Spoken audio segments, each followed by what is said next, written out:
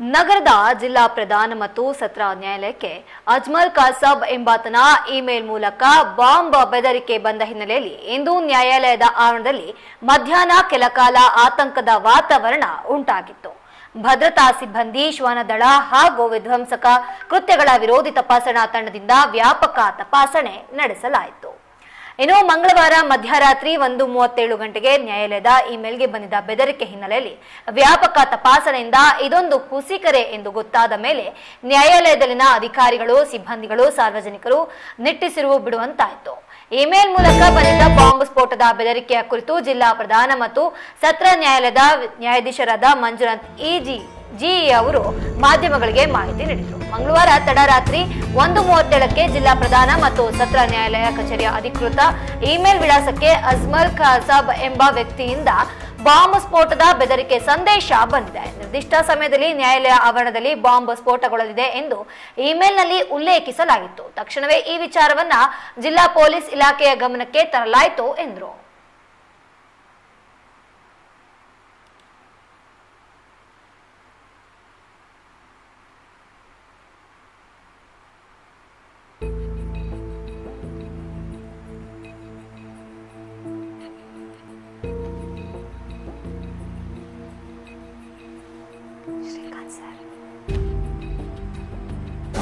ಒಳಗಿಂದ ನಿಂದು ವಿಡಿಯೋ ಬರುತ್ತೆ.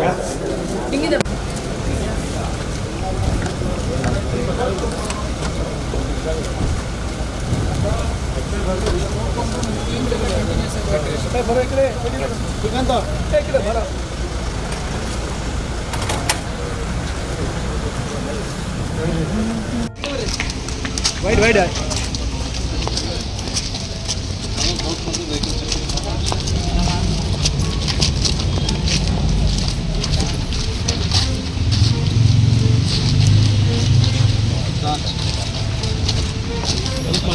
ದೂರ ಬನ್ನಿ ಸರ್. ಹಾಂ ಆಯ್ತು, ಬನ್ನಿ.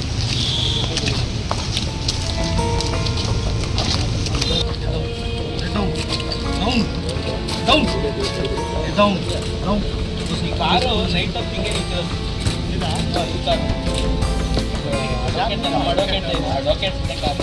ಹಿಂಗೆ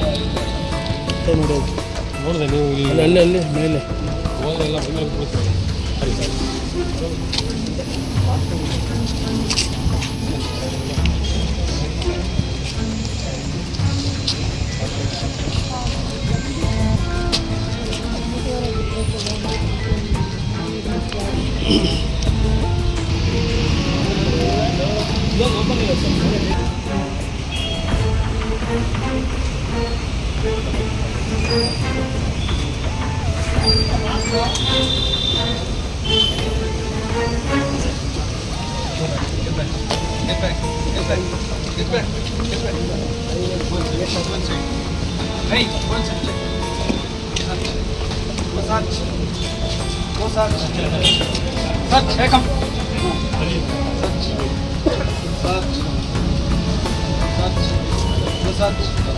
ಇವರು ಮಾತಾಡಿದ್ದಾರೆ ಅನ್ಸುತ್ತೆ.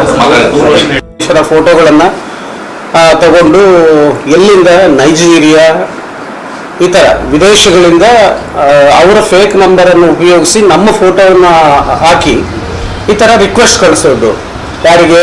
ವಕೀಲರಿಗೆ ಅಥವಾ ನಮ್ಮ ಕಚೇರಿ ಅಧಿಕಾರಿಗಳಿಗೆ, ನಮ್ಮ ಸ್ಟಾಫ್ಗೆ. ಏನಂತ, ನನಗೆ ನಮ್ಮದು ಬ್ಯಾಂಕಿಂದ ಸ್ವಲ್ಪ ಸಮಸ್ಯೆ ಆಗಿದೆ, ತಕ್ಷಣಕ್ಕೆ ನಾನು ಬ್ಯಾಂಕಿಗೆ ಸ್ಪಂದಿಸೋಕೆ ಆಗ್ತಾ ಇಲ್ಲ, ಅದಕ್ಕಾಗಿ ದಯವಿಟ್ಟು ನನಗೆ ಒಂದು 50,000 ರೂಪಾಯಿ ಅಷ್ಟು ಸಹಾಯ ಮಾಡಿ ಅಂತ ಹೇಳ್ಬಿಟ್ಟು ಕಳಿಸೋದು.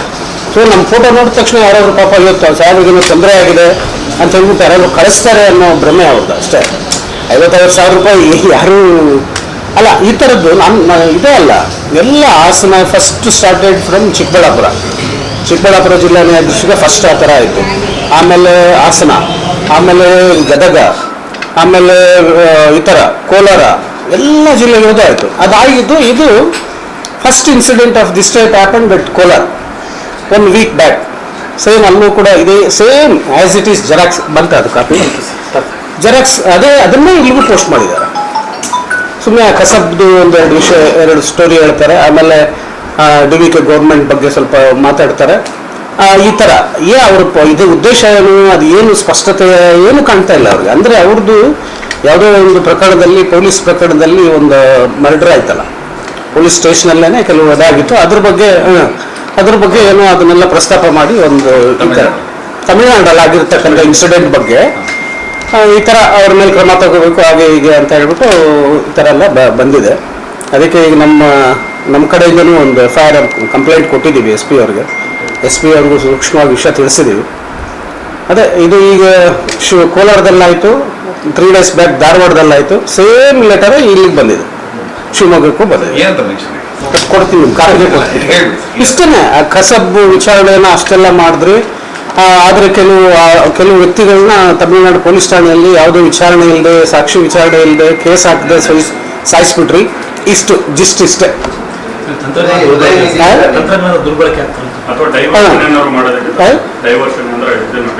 ಅರ್ಥನೇ ಅದೇ, ಅದನ್ನು ಹೇಳಿದೆ ನಾನು SP ಅವ್ರಿಗೆ. ನೋಡಿ ಈ ತರ ಏನೋ ಅಂದ್ರೆ ಪರ್ಟಿಕ್ಯುಲರ್ಲಿ ಒಂದು 2 months ಇಂದ ದೇ ಆರ್ ಟಾರ್ಗೆಟಿಂಗ್ ಇದು ಈ ತರ ಮಾಡ್ತಾ ಇದ್ದಾರೆ. ಅದಕ್ಕೆ ಕಂಪ್ಲೇಂಟ್ ಕೊಟ್ಟಿದ್ದೀವಿ.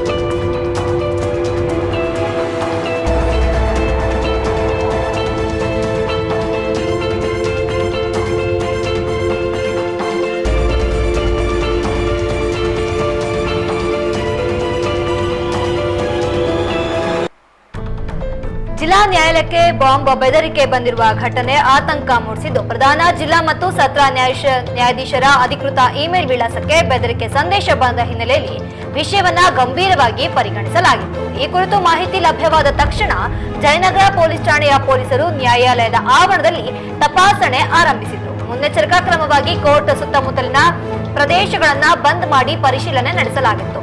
ಬಾಂಬ್ ನಿಷ್ಕ್ರಿಯ ದಳ ಹಾಗೂ ಶ್ವಾನ ದಳವನ್ನ ಸ್ಥಳಕ್ಕೆ ಕರೆಸಿ ನ್ಯಾಯಾಲಯದ ಕಟ್ಟಡ, ಆವರಣ ಹಾಗೂ ನಿಲ್ಲಿಸಿದ ವಾಹನ ಸೇರಿದಂತೆ ಪ್ರತಿಯೊಂದು ಭಾಗವನ್ನ ಸೂಕ್ಷ್ಮವಾಗಿ ಪರಿಶೀಲಿಸಲಾಗುತ್ತಿತ್ತು.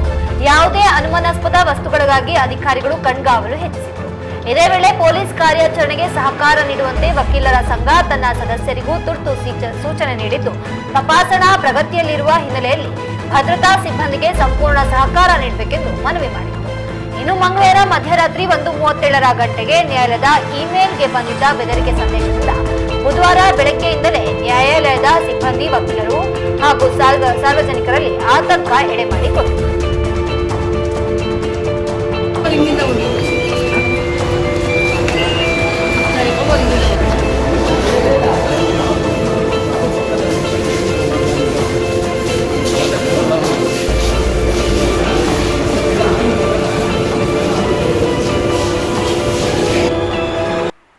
ಇನ್ನು ಈ ವೇಳೆ ತಪಾಸಣಾ ನಂತರ ಜಿಲ್ಲಾ ಪೊಲೀಸ್ ವರಿಷ್ಠಾಧಿಕಾರಿ ನಿಖಿಲ್ ಅವರು ಸುದ್ದಿಗಾರರೊಂದಿಗೆ ಮಾತನಾಡಿದರು. ನ್ಯಾಯಾಲಯದ ಆಡಳಿತಾಧಿಕಾರಿಗಳು ದೂರು ನೀಡಿದ ತಕ್ಷಣವೇ ನಾವು ನಮ್ಮ ಸಿಬ್ಬಂದಿಯೊಂದಿಗೆ ನ್ಯಾಯಾಲಯಕ್ಕೆ ಬಂದಿದ್ದೇವೆ. ಬಿಗಿ ಭದ್ರತೆ ಒದಗಿಸಲಾಯಿತು.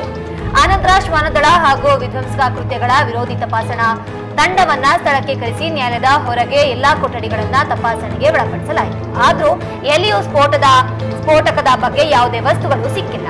ಆದ್ರೆ ಈಗ ನ್ಯಾಯಾಲಯಕ್ಕೆ ಭದ್ರತೆ ಒದಗಿಸಲಾಗಿದೆ. ಸಂಜೆವರೆಗೆ ಹೆಚ್ಚಿನ ಸಿಬ್ಬಂದಿ ಇಲ್ಲಿರಲಿದ್ದಾರೆ ಅಂತ ತಿಳಿಸಿದ್ರು.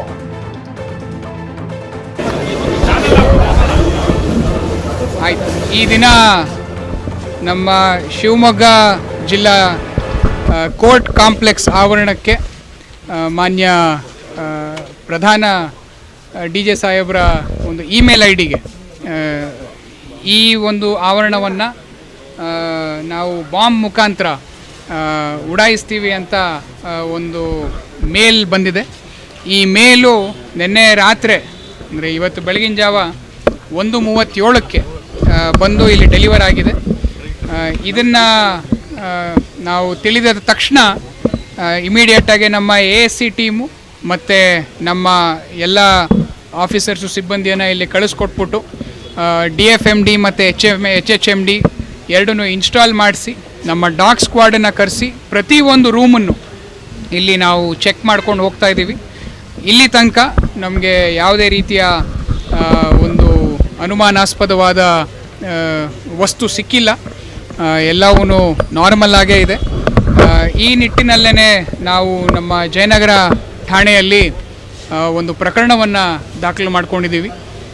ಇದು ಒಂದು ಹುಸಿ ಬಾಂಬ್ ಪ್ರಕರಣವಾಗಿದ್ದು ಇದರಲ್ಲಿ ಯಾರು ಬಂದಿದ್ದಾರೆ, ಏನಕ್ಕೆ ಕಳಿಸ್ಕೊಟ್ಟಿದ್ದಾರೆ, ಇದರ ಬಗ್ಗೆ ನಮ್ಮ ತನಿಖೆಯಲ್ಲಿ ನಾವು ಹೆಚ್ಚಿನ ವಿಚಾರವನ್ನು ಕಂಡ್ಕೊತೀವಿ.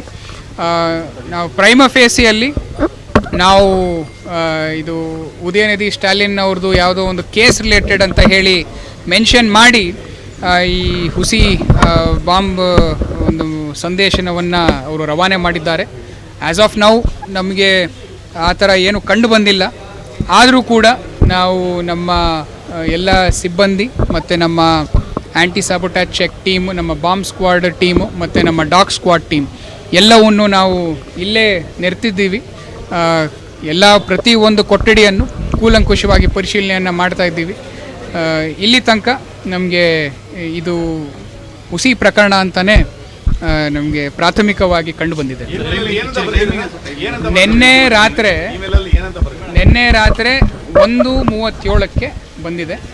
ಅದರಲ್ಲಿ ಇಮೇಲಲ್ಲಿ ಅವರು ವಿಸ್ತಾರವಾಗಿ ಒಂದು ಉದಯನಿಧಿ ಸ್ಟಾಲಿನ್ ಅವ್ರದ್ದು ಅವ್ರ ಮೇಲೆ ಒಂದು ಕೇಸ್ ಆಗಿದೆ, ಆ ಕೇಸಲ್ಲಿ ಸರಿಯಾಗಿ ತನಿಖೆ ಆಗ್ತಾ ಇಲ್ಲ ಅನ್ನೋದನ್ನು ಮೆನ್ಷನ್ ಮಾಡಿ ಆ ಒಂದು ನಿಟ್ಟಿನಲ್ಲೇ ಫಸ್ಟ್ ಲೈನಲ್ಲಿ ಈ ಬಾಂಬ್ದು ಒಂದು ಬೆದರಿಕೆಯನ್ನು ಮೆನ್ಷನ್ ಮಾಡಿ ನಂತರ ಓಪನ್ ಮಾಡಿದಾಗ ನಿಮಗೆ ಡೀಟೇಲ್ಸು ಇದ್ರ ಬಗ್ಗೆ ಸಿಗುತ್ತೆ. ಈ ಕೇಸ್ ಬಗ್ಗೆ ಕೂಡ ನಾವು ಇವಾಗ ಯಾವುದೇ ಮಾಹಿತಿ ನಮ್ಮಲ್ಲಿ ಇಲ್ಲ.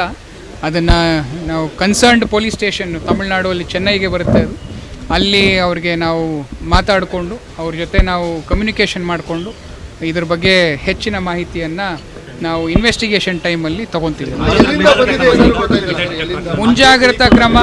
ಮುಂಜಾಗ್ರತಾ ಕ್ರಮವಾಗಿ ಆಲ್ರೆಡಿ ನಾವು ನಮ್ಮ DFMD HHMDಗಳನ್ನ ಹಾಕಿದ್ದೀವಿ. ಪ್ರತಿಯೊಂದು ಎಂಟ್ರಿಯಲ್ಲೂ ನಮ್ಮ ಸಿಬ್ಬಂದಿಯವರು ಚೆಕ್ ಮಾಡಿ ಬಿಡ್ತಾ ಇದ್ದಾರೆ. ಅದಲ್ಲದೇ ನಮ್ಮ ASC ಟೀಮು ಇಲ್ಲೇ ಕರೆಂಟ್ಲಿ ಪ್ರತಿಯೊಂದು ರೂಮ್ನ ಚೆಕ್ ಮಾಡ್ತಾ ಇದೆ. ನಮ್ಮ ಡಾಗ್ ಸ್ಕ್ವಾಡ್ನು ಚೆಕ್ ಮಾಡ್ತಾ ಇದೆ. ಇಲ್ಲಿದಲ್ಲ ಅದು, ಆ ಕೇಸು ಈ ಒಂದು ಆವರಣದಲ್ಲ ಅದು. ಇದು ಚೆನ್ನೈಯಲ್ಲಿರೋಂತಹ ಕೇಸ್. ಅದರ ಬಗ್ಗೆ ನಮೂದನೆ ಮಾಡಿ ಇಲ್ಲಿ ಅವರು ಕಳಿಸ್ಕೊಟ್ಟಿದ್ದಾರೆ ಸದ್ಯಕ್ಕೆ. ಇಲ್ಲ